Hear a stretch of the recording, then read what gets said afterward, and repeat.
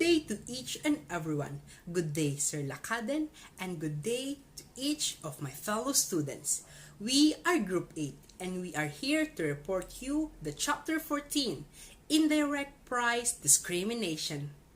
I am Rhon Marl P. Vasquez together with my groupmates, Caster Audrey Cuyop, Pauline Gondraneos, and Jhona Ellaine Reyes. State Route 91 connects Riverside County residents to their workplace in Orange County, which is located on the other side of Santa Ana Mountains. The interstate is one of the most congested in the country. It is not uncommon to have a 2-hour commute for a 10-mile stretch. Drivers have a choice of at least 4 free public lanes and 2 tolled express in each direction. The cost of using the express lanes ranges from $1.50 in the middle of the night to more than $10 on a Friday afternoon. You might think that impatient drivers would take advantage of the speedy lanes. While this is partially true, on a typical day, the express lanes save only a few minutes. They do, however, provide regularity as freeway delays can vary substantially from day to day. The challenge is to price the toll lanes just right, too much, and even high-value users will opt for the free lanes. Too low and the express lanes will become too popular and clogged, lowering their value. Business passengers have lower demand than leisure travelers, both because they do not pay for their own tickets and because they have fewer options due to highly strict time and geographic requirements for a flight. Unfortunately for airlines, distinguishing between business and pleasure travelers is difficult, making direct pricing discrimination tough. Leisure travelers are identified by their tendency to plan vacation months in advance. Business travelers, on the other hand, frequently have to schedule trips on short notice. A ticket purchased a month ahead of time is sometimes less than half of the price of one purchased closer to the departure date. However, if a large number of business visitors can take advantage of these advanced purchase discounts, price discrimination may become unprofitable.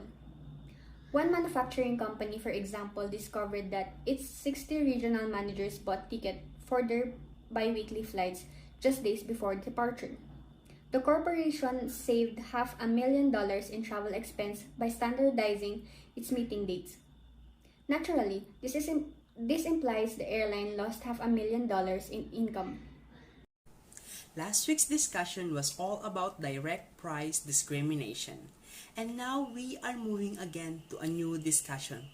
But before we start, I just would like to give you all a big congratulations for moving and reaching this far. A gentle reminder to everyone, don't forget to rest, because a wise man also rests, and they rest at least as hard as they work. As they say, a slow progress is also a progress. I believe in you, and you should believe in yourself. Good day to everyone. I am Rhon Marl P. Vasquez, and I will be your reporter for the first topic of Chapter 14. The first topic that we will be tackling today is indirect price discrimination. Indirect price discrimination is a type of price discrimination scheme in which a seller cannot directly identify low and high value consumers or cannot prevent arbitrage between two groups. To fully understand, we should ponder on, and let me ask you a question first. Who are the students here in class that knows about online shopping? Are you a fan of Lazada or Shopee? If you do, and I know you do for sure, because a lot of us are fans of Boodles. Now, to connect with our topic today, are you familiar with the word coupons? Has it ever gone through your ears, or have you heard this word before? Coupons are the ones that can be used to bargain discounts in order to reduce the price of the items that we check out in our orders in Lazada or Shopee, or may it be in supermarkets or local stores. In relation to indirect price discrimination, a coupon can also be a tool for price discrimination. For example, consumers with high income are less price conscious than those consumers with low income when it comes to low-cost things. This is extremely true Because as they say when shopping, rich people don't look on the price tags. They just get what they want because they know that they can afford it. While on the other hand, consumers with low income tend to be very price conscious when shopping. These are the consumers who look upon how much the price of the item. High-income consumers have higher opportunity cost of time, which means that they don't actually look at the coupons, which a coupon is a way to reduce your bills. This is a complete opposite to low-income consumers because even though it is a low-cost thing, we have the habit of finding coupons just to reduce the price. To fully understand, let's look in this scenario. A slipper that costs 300 pesos is on sale on the market.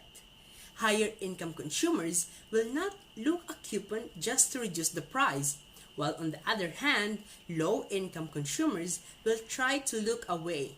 For example, a coupon or discount on it, just to reduce the price of the slipper. However, we are not describing all of them. It is still possible that high-income consumers will look on coupons in hopes to reduce the price. Of course, we Filipinos, we have the habit of loving discount. And what kind of person who does not love discount? Of course, we all love discount. However, high-income consumers only ask discounts on the category of high-cost products. This certain scenario is now what you call indirect price discrimination. It is a scheme in which a seller cannot directly identify low and high-value consumers. Thus, in the matter of coupons, we can see indirect price discrimination, because we can identify whether the one who's using a coupon is a low-income or high-income consumer. And here's the problem. If there's too many high-income consumers who will do the scheme of looking coupons, then eventually it will be unprofitable. And we don't want that to happen. That's why companies created solutions into this problem. For example, software manufacturers differentiate high-value consumers from low-value consumers by designing or building separate versions of software to attract to each group. As an illustration, let me show you this example. Adobe, the leading software for the graphic design industry. They are offering to the market two separate versions of their software. This company used to offer their flagship Photoshop product, meaning their full-featured version for $300 per year, while also offering the low-end product, Photoshop Elements, for $100 per year. Now, here's the idea.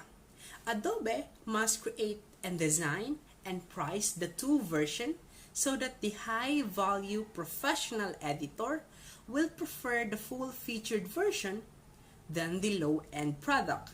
To do this, the company should exclude the essential features of a Photoshop software to the low-end product and include it in the full-featured version. In this way, the high-value consumer will have no choice but to avail the full-featured version of the Photoshop product. In order to fully understand again, let's make this example a numerical one. Here we have home users, the low-value consumers, and commercial users, the high-value consumers. Let's look on this table. Suppose we have a survey. Commercial users are willing to pay $500 for the full-featured version, whereas home users are willing to pay $175. Well, on the other hand, on the disabled version, commercial users are willing to pay $200, whereas $150 for home users. And now, let's try to look on this table. Table 14.2. Potential software pricing strategies. Strategy number 1. Sell only to commercial users at a single high price. The implementation shows that price full featured version at $500 and it does not sell home version. The total profit gain of this strategy is $500. Strategy number 2. Sell to all users at a single low price. The implementation shows that we should price the full featured version to $175. The total profit gain for this strategy is $350. Now, let's try to look on strategy number 3. The price is discriminate, the price high to the commercial users, and price low to the home users. The implementation will look like this. Price disable version at $150 and price full featured version at $449. The total profit gain in this strategy is $599. We can see that the number 3 is the best strategy to follow because it has the largest profit gain among all the strategies. Now, let me explain to you why the price of the full featured version became $449 and not $500. Well, it's just simple. Because if you sell the product for $500, then the buyer won't have any surplus. And eventually, he will not buy it. We have learned before in the past discussion that surplus is value minus price. The commercial user valued the product by $500. Then if you will sell it to him in $449, if he will buy it, then he will gain a $51 surplus, which is highly favorable for the part of the buyer. This certain scenario shows that you have to price the full featured version low enough so that the commercial users at least as much consumers surplus as they do from the disabled version. This certain example is what the marketers call cannibalization.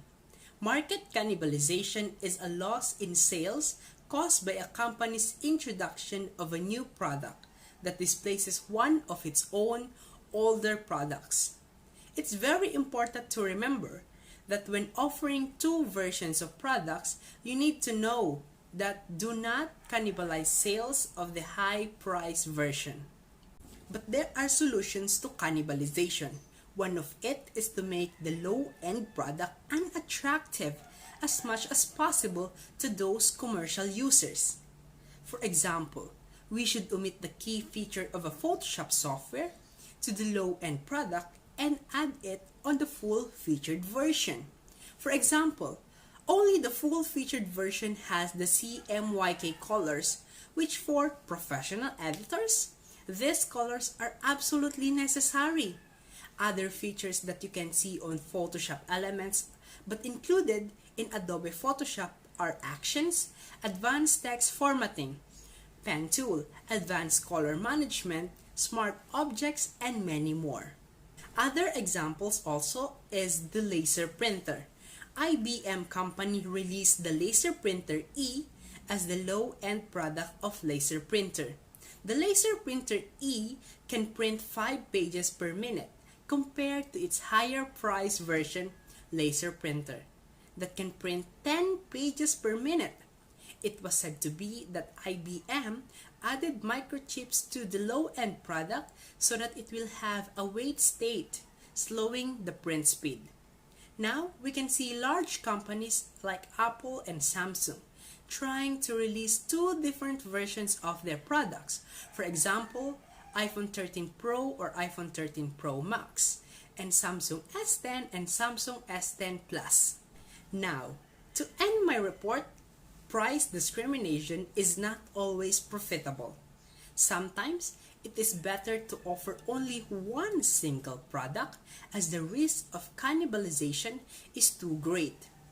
However, if you can execute it right, then for sure it will be successful. I am Rhon Vasquez and thank you for listening. Another good example are the HP printers. Stated here in the problem, Hewlett-Packard divides customers into high and low value categories using a distinct technique.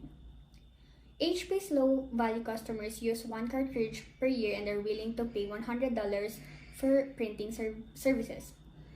Meanwhile, high-value customers use two cartridges per year and are willing to pay $200 for printing services. Presented here is the pricing strategy of HP. Strategy number 1, the printer is priced for $50 and the cartridge is priced for $50 as well. For low-value customers, the total would be $100 since it's only one cartridge. For high-value consumers, the total is $150 since they use two cartridges per year. The total revenue would be $250. Strategy number 2, the printer is priced for $0, but the cartridge is priced at $100. For low-value consumers, the price would be $100, and for high-value consumers, would be $200. The total revenue would be $100 in total. Table 14.4 shows the revenue generated by two distinct pricing schemes. In row 1, we calculate the revenue from charging $50 for printers and $50 for cartridges.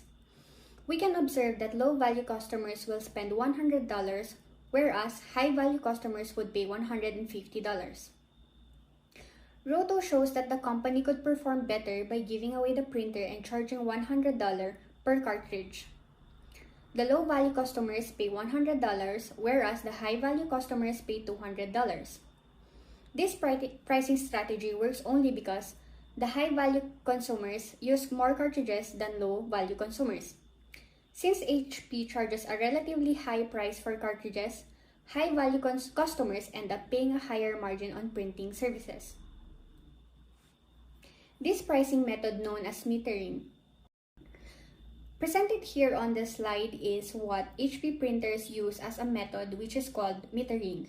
Metering is also famously utilized in the marketing of Barbie dolls. Profits from successful price discrimination are likely to attract competition. The large markups on ink cartridges, for example, make toner refill kits a viable entry point for printer producers. Printer makers may be tempted to prevent competitors from providing lower-cost cartridges by tying fresh cartridge sales to printer sales. HP spends more than $1 billion each year on ink research and development, partly to keep up with the generic ink makers. Companies like Epson and Canon use microchips embedded in their ink cartridges to prohibit the use of generic cartridges and ink refills as a backup strategy. Good day, everyone. I am Pauline Gondraneos, and I will continue the discussion. So, we have to go now to volume discount as discrimination. Volume discount is a method used by sellers wherein it provides discounted prices for bulk purchases. This is also somewhat like a reward for customers who purchase more of a product or a service with an increased discount.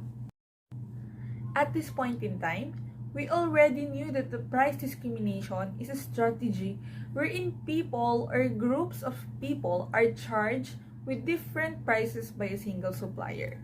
And so far, what we have been discussing is an aggregate demand curve, talking about price discrimination between different people.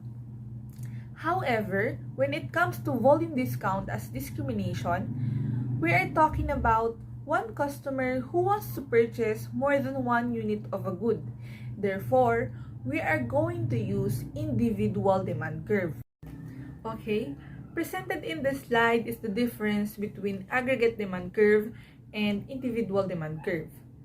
Note that this individual demand curve is for the volume discount as discrimination as we are just talking about a single consumer. In aggregate demand curve, each point represents a different consumer with different value for a single unit of the good. While for an individual demand curve, each point represents the value that a single consumer is willing to pay for an additional unit. In this case, in order for us to do price discrimination, we have to find a way to set different prices for each unit consumed. Individual demand curve slopes downward. And how is that? For instance, this notebook. The price of the first unit is equal to 7 pesos, for the second unit 6 pesos, for the third unit 5 pesos, and so on and so forth. It slopes down because the marginal value, the value placed on the extra units, declines with each purchase. And for the tips, finding a way to sell additional units without lowering the prices of the previous ones is one of the keys to profitably sell more items. And here are some of the examples. Number 1, offer volume discounts. It is a discount for each additional unit purchased until it reaches its marginal cost. For example, the notebook that we have mentioned earlier, it is priced for 7 pesos for the first good, 6 for the second, 5 pesos for the third, 4 pesos for the fourth, 3 pesos for the second, and 2 pesos for the last one. All of these will be equivalent to 27 pesos. And considering that the marginal cost is equal to 1.50 pesos each, the total earnings for this would be equal to 18 pesos. Number 2, use two-part pricing. We can either bundle the 6 items together and price it all together for 27 pesos, or we can sell it at marginal cost plus a fixed fee. Given that we have a marginal cost of 1.50 each, we have to multiply it to 6 and it will be equal to 9 pesos and plus a fixed price of 18 pesos, which will be equivalent to 27 pesos. And lastly, for the last tip, in seller's point of view, it is better to bargain over the bundled price instead of bargaining with a unit price. So let's move on to the bundling of different goods together. Let me define what bundling is first. Bundling is the practice of offering multiple goods for sale as one combined product. In simple terms, bundling is a technique wherein different products are grouped together and sold as one. An example of this is McDonald's Happy Meals. Instead of selling a burger, Coke, and French fries separately, they are sold as a bundle, which results in higher sales than if they were sold separately. An example of this is McDonald's Happy Meals. Instead of selling a burger, Coke, and French fries separately, they are sold as a bundle, which results in higher sales than if they were sold separately. Another example of this, consider a movie theater with two groups of customers whose preferences are for two films, a horror film and adventure film, are different. The table shown in the presentation is the illustration of the said example. The one half of the customers would be willing to pay $12 to see the horror film and $8 to see the adventure film, while the other half would be willing to pay $8 to see the horror film and $8 to see the adventure film. Regarding the one half's preferences, if you combine their willingness to pay on the two films, $12 plus $8, it would result to $20, same as the other half. There are different ways of bundling. However, we will only be discussing two of them, which are pure bundling and mixed bundling. Pure bundling describes a situation where the commodities in a bundle are not offered for sale separately, meaning the consumers are not allowed to purchase the items separately. An example of this is the cable company. Individuals can choose different bundles of services and channels, but they can select individual channels that make up those bundles. On the other hand, mixed bundling refers to a pricing strategy where the bundled goods can also be purchased separately. Movie theater snacks and fast food combos are the example of this.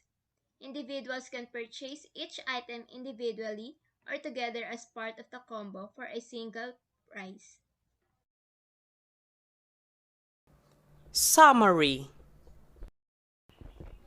When a seller cannot identify low and high value consumers or cannot prevent arbitrage between two groups, it can still discriminate indirectly by designing products or services that appeal to groups with different price elasticities of demand. If you offer a low value product that is attractive to high value consumers, you may cannibalize sales of your high price product. Metering is a type of indirect discrimination that identifies high-value consumers by how intensely they use a product.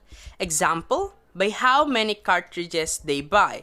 In this case, charge a big markup on the cartridge and lower markup on the printer.